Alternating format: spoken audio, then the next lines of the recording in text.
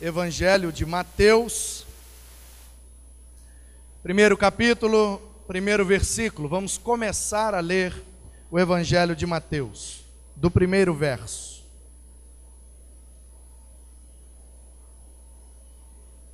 Mateus 1:1.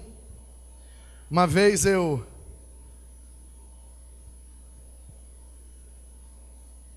antes de ir para o seminário, inclusive, fui pregar no Evangelho de Mateus e disse assim para a igreja: vamos abrir no Evangelho segundo Mateus.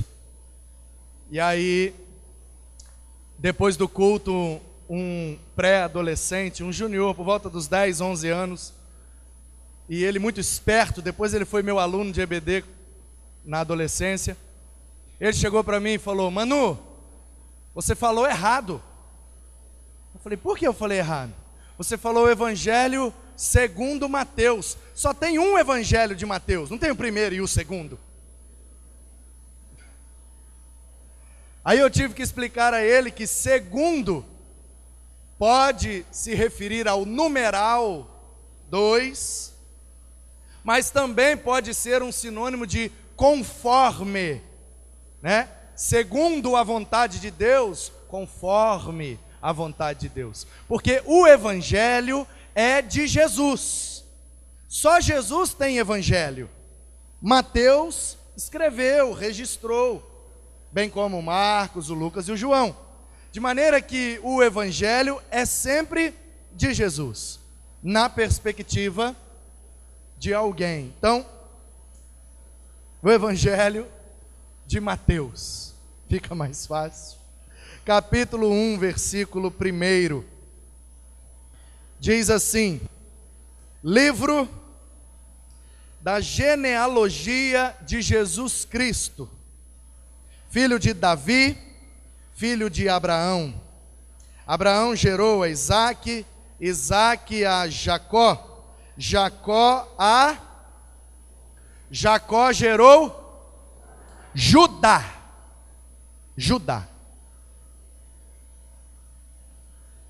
De Judá, ele foi gerando, até que chegou em Davi. De Davi, passando por Salomão e Urias, ele foi gerando Roboão, e foi, e chegou em José. Lá no versículo, quero que você leia comigo, versículo 16.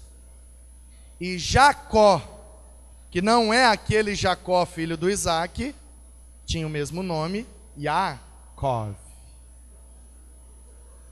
É um nome hebraico comum.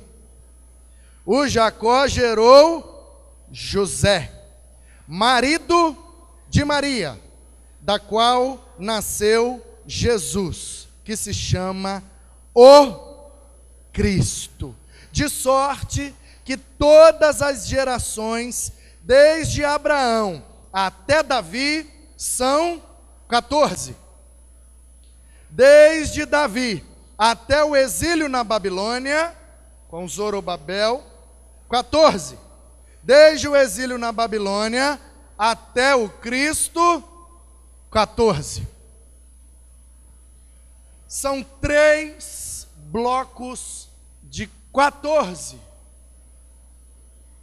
3 gerações de 14. Do Abraão até o Davi, a primeira, com 14. Do Davi até o exílio na Babilônia, mais 14. Do retorno do exílio, com Zorobabel, até o Cristo, 14. De maneira que José é o 13º depois do exílio. O que é que isso significa para nós? Muita coisa. Muita coisa. E eu quero dizer para você nessa noite, propor a você, papai, se você tem uma rede social, Facebook, Instagram, Twitter, WhatsApp, sei lá, escreve lá na geladeira da sua casa. Quero te propor uma hashtag essa noite. E eu vou ser o primeiro a postar, claro. E a hashtag de hoje é inclusive o tema dessa mensagem, que é hashtag somos todos padrastos.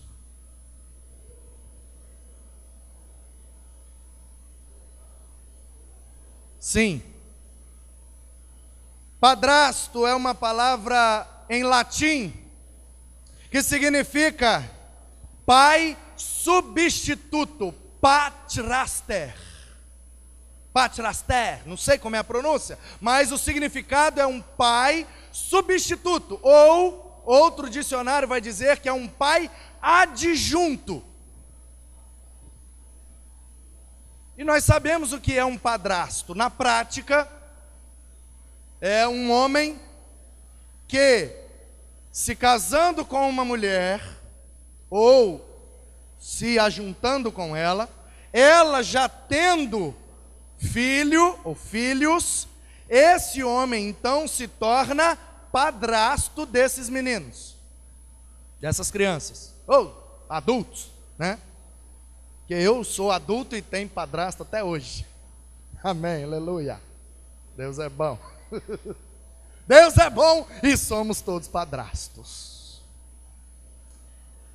A Bíblia diz que os filhos são uma herança do Senhor. Salmo 127.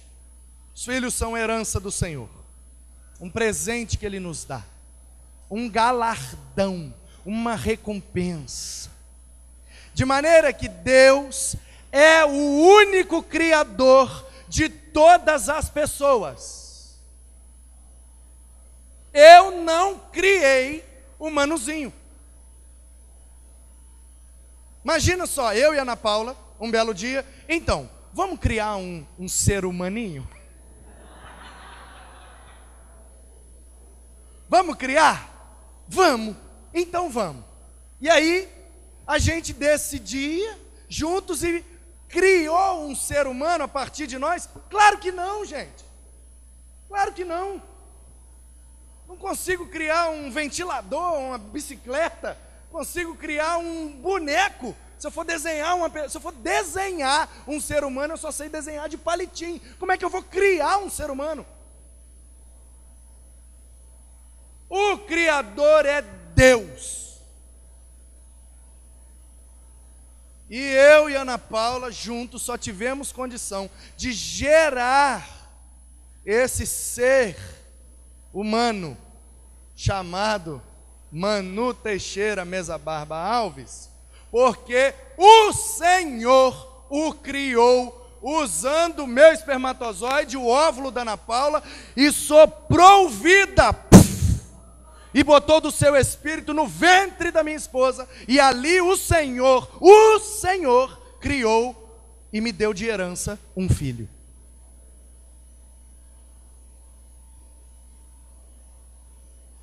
De maneira que todos os pais terrenos são padrastos.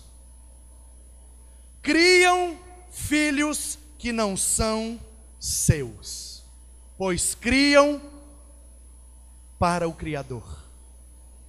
E é exatamente isso que aconteceu com José. Ele criou o Filho de Deus.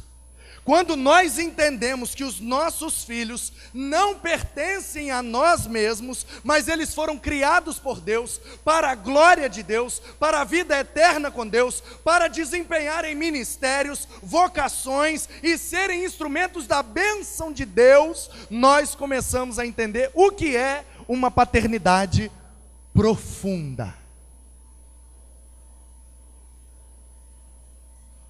Portanto, da mesma maneira que todos os pastores são pastores auxiliares, todos os pais são padrastos. Eu sou nesta igreja um pastor auxiliar. Ah, pastor, mas lá no estatuto diz que o senhor é o pastor presidente.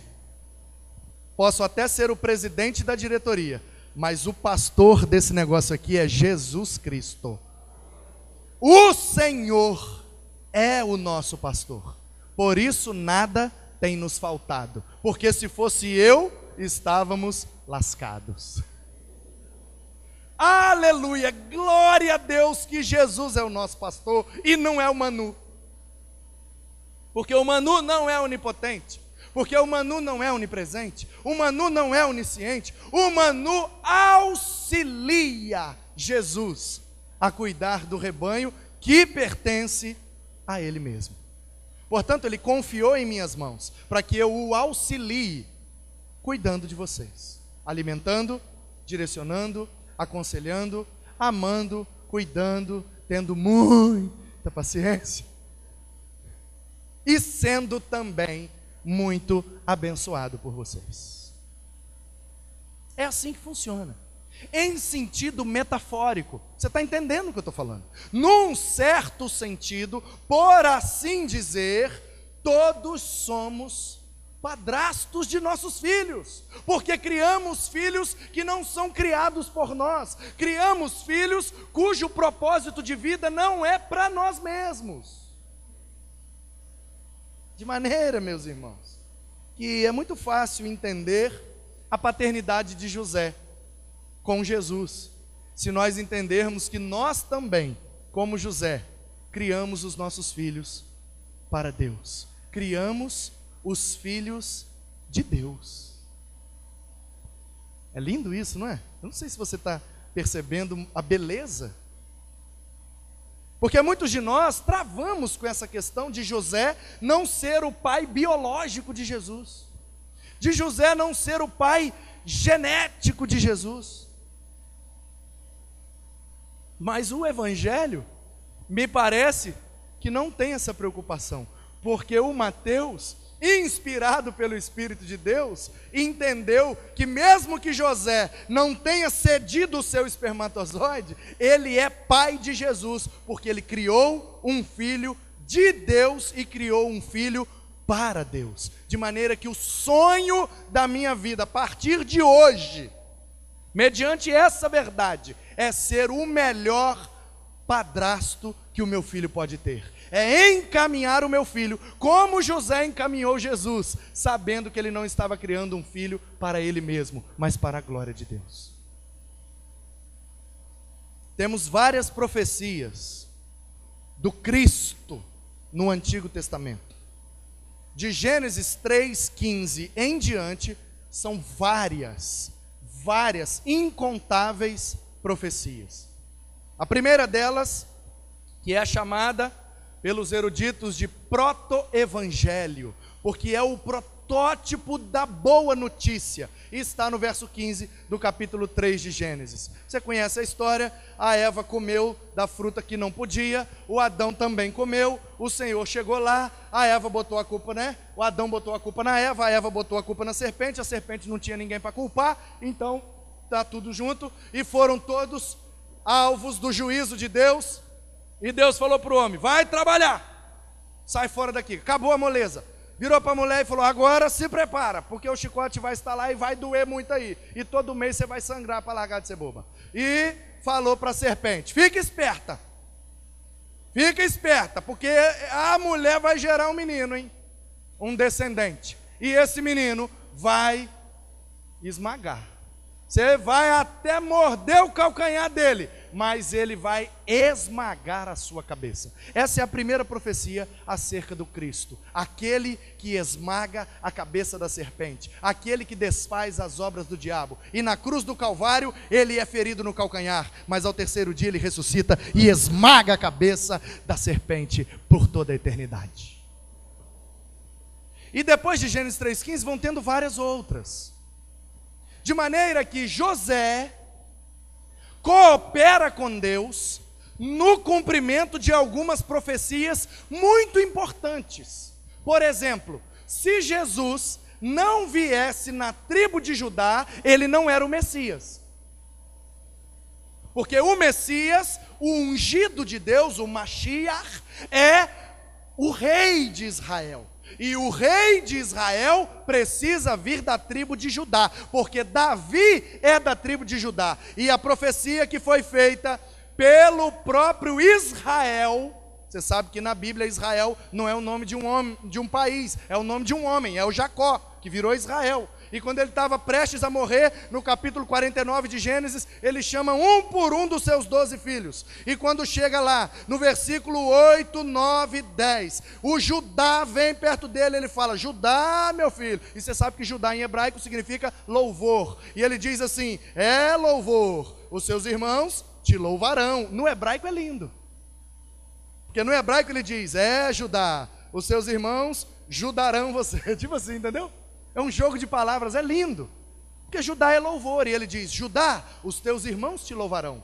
E aí ele diz lá no verso 9 e 10, o cetro de Israel, cetro é aquele negócio de ferro que o rei segura na mão, que quando ele estica, ele vai dar uma ordem, e aquela ordem não pode ser descumprida. Ele diz: o cetro não sairá das tuas mãos. Ou seja, o Messias, o rei de Israel, virá da tua descendência. Isso se cumpre primeiro em Davi e depois no Messias. Então, o povo que conhece as profecias ansiavam pelo decorrer das gerações até que chegasse o Messias. Então eles estão fazendo conta.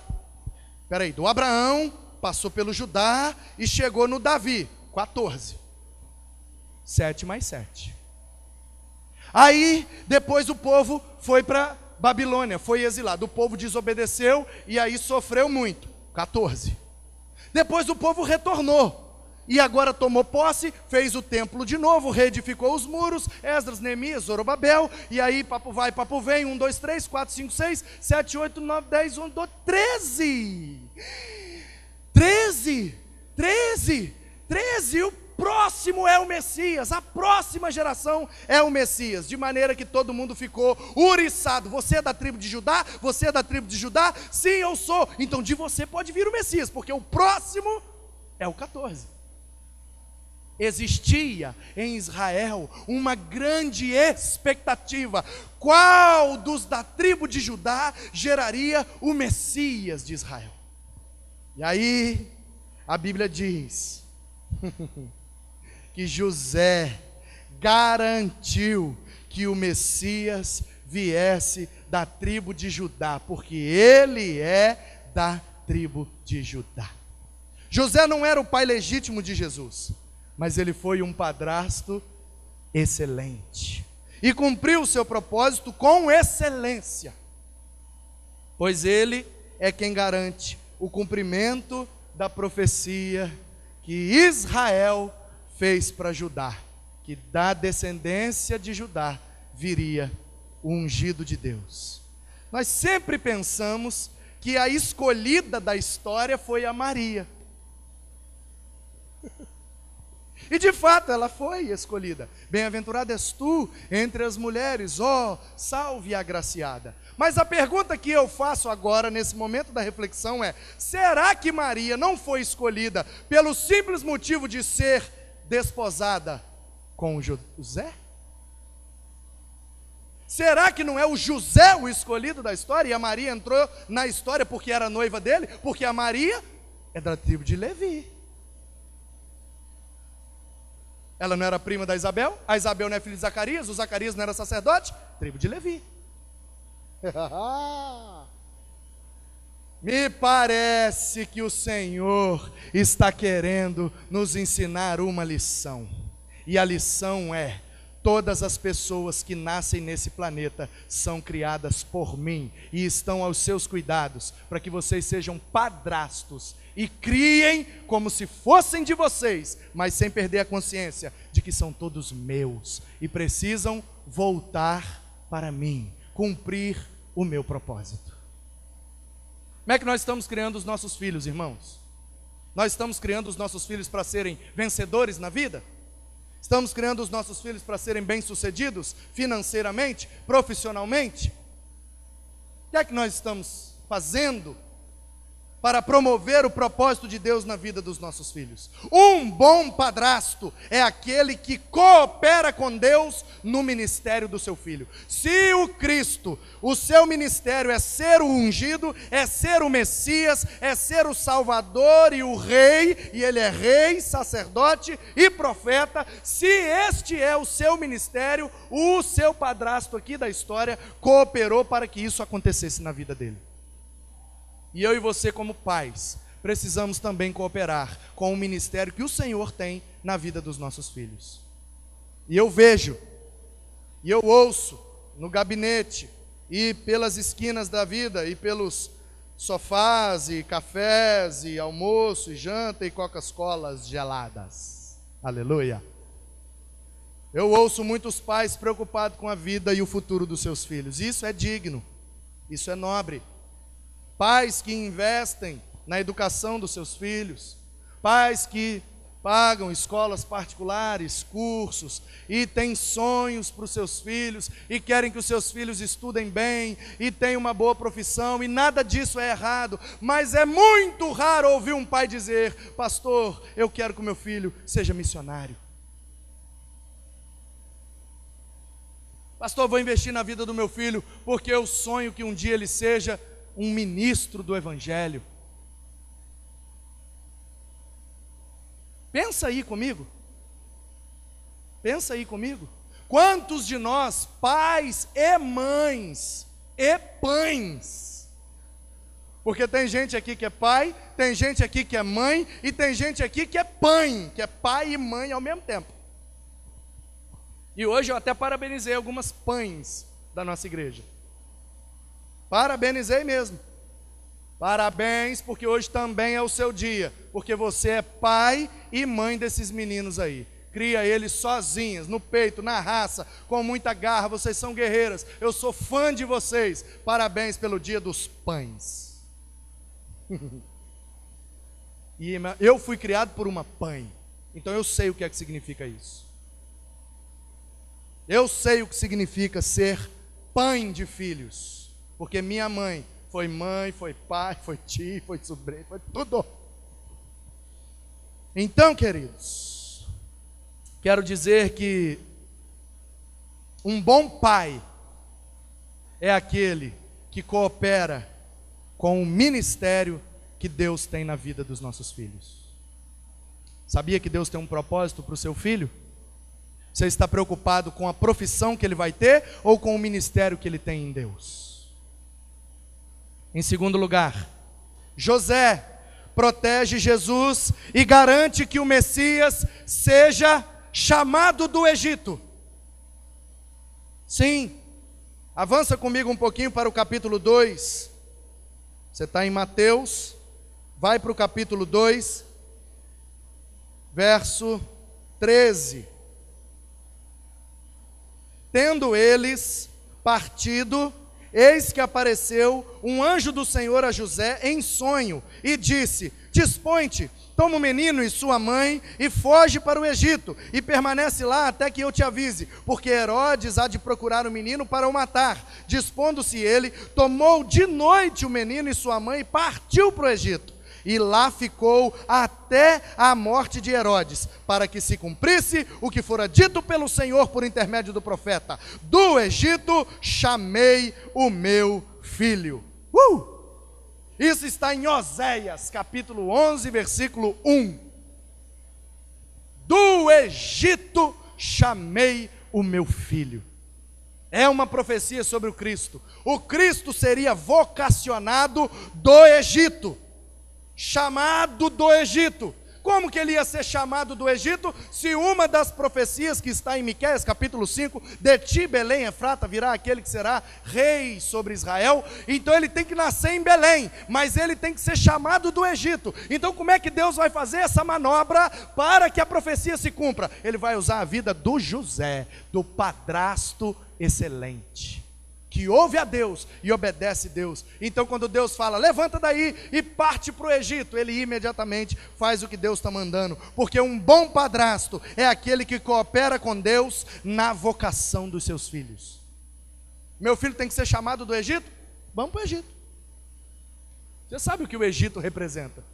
O Egito representa distância, longa distância de Belém, da Galileia, de Nazaré, de qualquer região da Palestina para o Egito, é uma boa distância. E era a pé, né?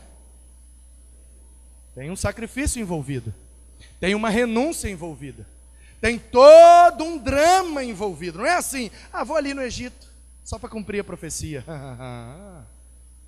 Portanto, queridos, um bom pai é aquele que coopera com Deus para a vocação dos seus filhos. Você sabe que a palavra vocação vem de vocare, que é chamar, do latim. Portanto, o menino, o Messias, o ungido, o Cristo precisava ser chamado do Egito. E quem é que levou ele para o Egito? O José. Em terceiro lugar, José é direcionado pelos sonhos de Deus. Olha comigo o verso 19.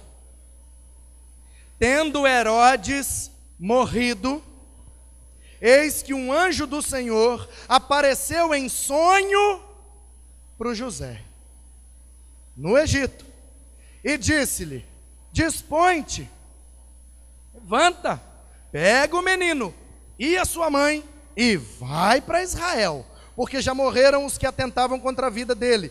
Dispõe-se ele, tomou o menino, sua mãe, e voltou para a terra de Israel. Tendo, porém, ouvido que Arquelau, filho de Herodes, reinava na Judéia em lugar do seu pai, temeu ir para lá, e por divina advertência, num sonho, ele foi prevenido e foi para Galiléia, habitar numa cidade chamada Nazaré, para que se cumprisse o que fora dito pelo profeta: ele será chamado Nazareno. Aleluia! Vocês estão percebendo a mão de Deus conduzindo através do José a vida de Cristo, para que todas as profecias se cumprissem nele? Vocês estão percebendo? Através de um padrasto. Por isso, meus irmãos, que eu não tenho o menor problema de dizer, somos todos padrastos. Eu quero ser um padrasto desse jeito aqui para o meu filho. Um pai que é direcionado pelos sonhos de Deus. Um pai que sonha o que é melhor para o seu filho. Se ir para Belém pode colocar a vida do meu filho em risco, ainda que Belém seja uma cidade muito importante, pois é a cidade de Davi, e Nazaré é uma vilazinha pequenininha que ninguém quer morar lá, ainda que seja o pior para mim. Eu sou carpinteiro, em Belém eu tenho muito mais clientes, em Belém eu tenho muito mais condição de crescer profissionalmente, em Belém eu posso me dar muito melhor, mas se é melhor para o meu filho, então vamos para Nazaré. Um pai que abre mão dos seus sonhos para viver os sonhos de Deus na vida do seu filho. Isso é lindo.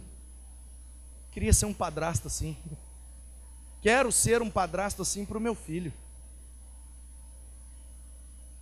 Portanto, queridos, alguns dizem, porque a cidade de Nazaré não é citada no Antigo Testamento. Aí alguns dizem assim: de onde que o Mateus tirou essa profecia? Ele será chamado Nazareno. A expressão Nazaré não aparece no Antigo Testamento. De onde o Mateus tirou essa profecia? Bom, depende, você escolhe. O que é Nazaré para você? Se você é um estudioso do Antigo Testamento, ou da Bíblia hebraica, talvez você é um judeu zeloso da Torá e a estuda, bem como Ketubim e todos os Nevim, os profetas e os escritos, você deve saber que a palavra Nazaré não aparece, mas a palavra Nazireu aparece. E nazireu significa consagrado a Deus. De maneira que em Juízes, capítulo 3, versículo 15, o Deus diz sobre Sansão: este menino será nazireu, será consagrado a mim desde o ventre da sua mãe. Isso pode ser uma profecia sobre Jesus. Agora, se você entende que nazireu é uma palavra, nazareno, né? Nashriren, no hebraico, é uma palavra que também pode significar renovo, tudo bem. Lá em Isaías capítulo 11, versículo 1 diz que de Jessé virá um renovo e da casa de Davi virá o rei de Israel. Ali pode estar falando de Jesus. Agora, se você pensa que nazareno é um adjetivo que nos dias de Jesus significava desprezado, rejeitado, porque ninguém queria morar em Nazaré, ninguém queria ficar em Nazaré, viver em Nazaré, porque era muito pequeno, não tinha trabalho, não tinha riqueza, não tinha prosperidade. Tanto que quando Jesus aparece, né, o Natanael, a turma, aquela história, e de repente, olha, o cara aí é rabino, ele prega muito bem, ele faz sinais e maravilhas. De onde que ele é? De Nazaré. Ele dá um passo para trás na hora e fala: pode vir alguma coisa boa de Nazaré? Portanto, se nazareno significa desprezado, você pode escolher, meu irmão. Tem Salmo 22, tem Isaías 49 e tem Isaías 53, verso 3, que diz que ele não tinha beleza, nem formosura, nem glória alguma, e ele era desprezado, tornou-se opróbrio dos homens, uma vergonha para os seus. O servo sofredor, que sofreu tudo por amor de cada um de nós. Foi desprezado pelos homens, mas foi aceito pelo Pai. E ouviu do seu Pai: esse é o meu filho amado, que prazer em tê-lo como filho. Portanto, queridos, José garante que o Messias seja da tribo de Judá. José, protege Jesus e garante que ele seja chamado do Egito. José é direcionado pelos sonhos de Deus e faz com que Jesus seja chamado Nazareno, porque ele vai morar em Nazaré. Em quarto lugar, José ensina a palavra de Deus para Jesus. Jesus é o primogênito. Jesus é o mais velho. E na lei de Moisés e na cultura judaica, a educação do primogênito é responsabilidade do pai. O pai é quem ensina a Bíblia para o menino. O pai é quem faz o menino decorar a lei de Moisés. O pai é quem leva o menino para a sinagoga. O pai é quem conduz o menino. O pai é quem ensina tudo que o primogênito sabe de Bíblia, ele aprendeu com seu pai. E em Lucas, capítulo 2, dos versos 40 até os 52, nós vemos ali uma passagem linda, que diz que Jesus, aos 12 anos de idade, foi para o templo passar pelo ritual do Bar Mitzvah, se tornar um filho do mandamento, ou Ben Torá, um filho da lei. E aí ele, aos 12 anos, no templo, por ocasião da festa da Páscoa, ele está lá, diz o texto, sentado, dando aula de Bíblia para os mestres de Israel. Os doutores da lei maravilhavam-se com os seus ensinamentos. Um menino de 12 anos de idade, no templo pela primeira vez, dando aula para os professores. Com quem ele aprendeu Bíblia? Com o seu pai. Um bom padrasto é aquele que ensina o que é melhor para o seu filho. É muito importante ensinar inglês. É muito importante ensinar informática. É muito importante ensinar boas maneiras, bons costumes e tudo aquilo que a gente ensina de bom. E bom mesmo é o cheiro dessa pipoca que já chegou aqui. Aleluia! Ei, Jesus. É um aviso. Entendeu? Aqui é tudo assim. Nossos movimentos são friamente calculados. O cheiro da pipoca significa: pode parar, pastor, já está na hora de acabar. Aí, até forró está ajudando.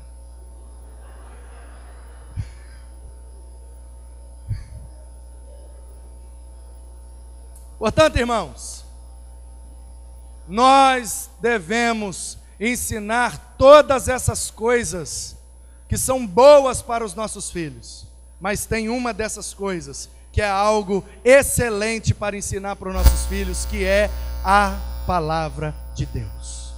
Precisamos ter mais tempo com eles para ensinar a Bíblia. Precisamos fazê-los ler a Bíblia, comprar uma Bíblia na linguagem deles.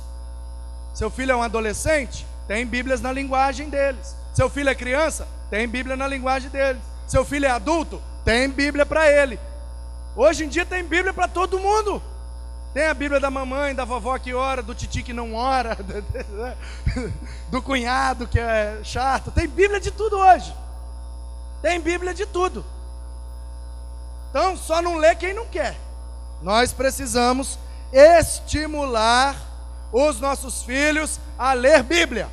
E eles só vão se interessar pela Bíblia se ele vê a gente interessado primeiro.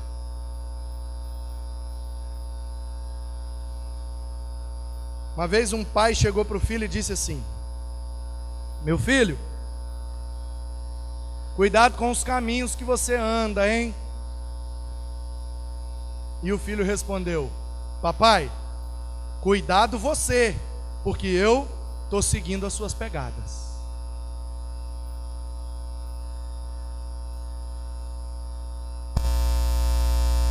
Em último lugar, José marcou a vida do seu filho. Marcou. Se você for bem rápido, você consegue me acompanhar. Mateus 13:55 diz assim: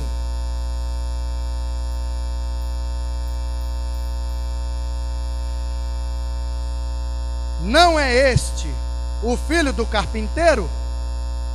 Não se chama sua mãe Maria e seus irmãos Tiago, José, Simão e Judas? Jesus está em Nazaré, pregando na sinagoga. O povo olha e fala assim: esse cara é o filho do José. O nome do pai garrou nele. Até porque ele, segundo o costume de sua época, seguiu a profissão do seu pai. E assim era o costume.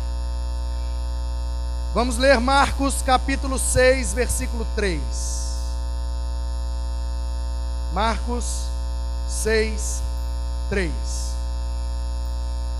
Não é este o carpinteiro, filho de Maria, irmão de Tiago, José, Judas e Simão?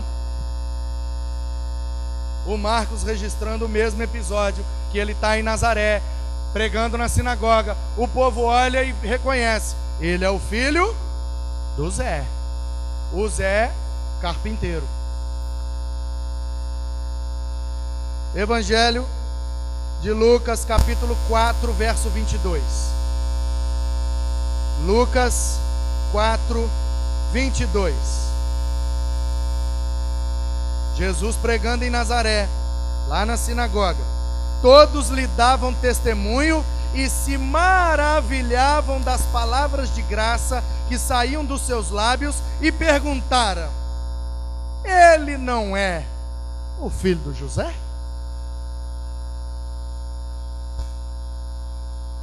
Evangelho de João, capítulo 6, verso 42.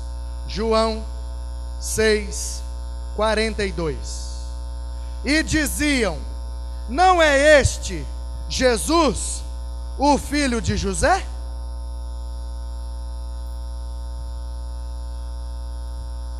Os 4 evangelhos tem essa questão. Ele prega muito bem, ele ensina muito bem, ele opera sinais e maravilhas, ele é diferenciado, ele é um rabino diferente de todos os outros, ele é mestre em Israel, mas ele prega o amor, ele é bem diferente, ele não tem onde reclinar a sua cabeça, ele faz coisas extraordinárias. Mas espera aí, ele não é o filho do José? José marcou a vida do seu filho. Quando você vai lendo a Bíblia desde o início, tem uma expressão que salta aos nossos olhos, pelo menos aos meus, é a expressão, o Deus de Abraão. Peraí, mas antes de Abraão, teve muitos outros que serviram e se relacionaram com Deus. O próprio Adão, um dos seus filhos, o Sete, o seu neto Enos, o seu bisneto Enoque, o Matusalém, todos eles, inclusive o Enoque, andou tanto com Deus que Deus levou para ele. Por que que a primeira expressão que a Bíblia diz que o Deus de alguma pessoa, ela diz que é o Deus de Abraão? E aí depois o Deus de Abraão se torna o Deus de Isaac. Aí a expressão é o Deus de Abraão e de Isaac. E depois o Deus de Abraão e de Isaac se torna o Deus de Jacó. E aí a expressão é o Deus de Abraão, de Isaac e Jacó. E Israel. Eu percebo aqui que o Abraão marcou tanto a vida do seu filho, que quando ele pensava em Deus, ele não pensava no Deus do universo, ele pensava, o Deus do meu pai. Quando o Jacó pensava em Deus, ele pensava, o Deus do meu vô e do meu pai. Quando José estava em maus lençóis lá no Egito, ele pensou, o Deus do meu pai, do meu vô e do meu bisavô. É um Deus pessoal, é um Deus familiar, é um Deus que é Deus da nossa família. Nós precisamos experimentar isso, queridos. Os nossos filhos precisam, na hora da angústia, na hora do desespero, na hora da dificuldade, se lembrar de nossas vidas e dizerem que o Deus do meu pai me acuda nessa hora. Mas como eles vão se lembrar se nós não temos marcado a vida deles com a presença de Deus?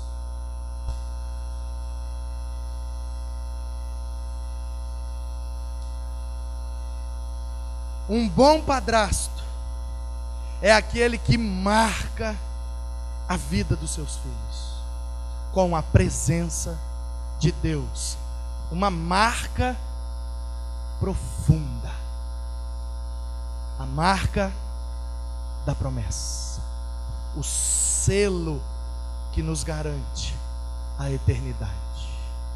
Somos todos padrastos, porque pai só tem um. Abba, pai. O pai. Pai por excelência. Pai nosso. Pai celestial. Pai da eternidade. Nosso Pai, que de fato nos criou, nos preservou, nos trouxe aqui esta noite para ouvirmos essa grande verdade. Podemos até termos tido bons padrastos, mas o Senhor é o nosso Pai. Podemos até ser bons padrastos, mas o Pai de nossos filhos é o Senhor nosso Deus. Eu não tenho o menor problema de hoje em diante, porque essa verdade explodiu a minha cabeça hoje. Foi aqui um bang na minha consciência. Tenho o menor problema do meu filho de hoje em diante me apresentar como padrasto dele, contanto que ele explique: o Manu, se for num contexto eclesiástico, o pastor Manu é meu padrasto, porque o meu pai está sentado no trono do universo. Eu sou o filho de Deus, cuidado por um bom padrasto. Aleluia. Que o meu filho possa viver essa experiência de entender que eu não sou de fato pai dele, mas eu apenas estou cuidando dele e direcionando ele no caminho que leva até o verdadeiro Pai que o criou e que quer que ele vá passar a eternidade para sempre com ele. Hashtag, se você entende essa verdade e crê você pode postar isso. E você que é pai também pode postar. E você que é mãe quiser entrar na onda, bota também. Somos todas madrastas. E deixa o pau quebrar. Porque você vai gerar né? Talvez alguém vai ver a postagem lá e vai te perguntar: que história é essa aí de madrasta? Você arrumou um enteado? Aí, ó, já é uma porta para você pregar o evangelho. Não, vou te explicar, o negócio é o seguinte: é que todos são filhos e filhas de Deus. Ele confia para a gente criar. Então eu não sou mãe dos meus filhos, não sou madrasta. Eu estou criando, mas eles pertencem ao Senhor. Ah, meu irmão, coisa linda. Dá um amém aí, um negócio qualquer. São tudo padrasto e madrasta, e glória a Deus por isso, que o Senhor confia filhos e filhos em nossas mãos para levar até Ele. Glórias sejam dadas eternamente ao Senhor, o nosso Pai que está nos céus. Aleluia.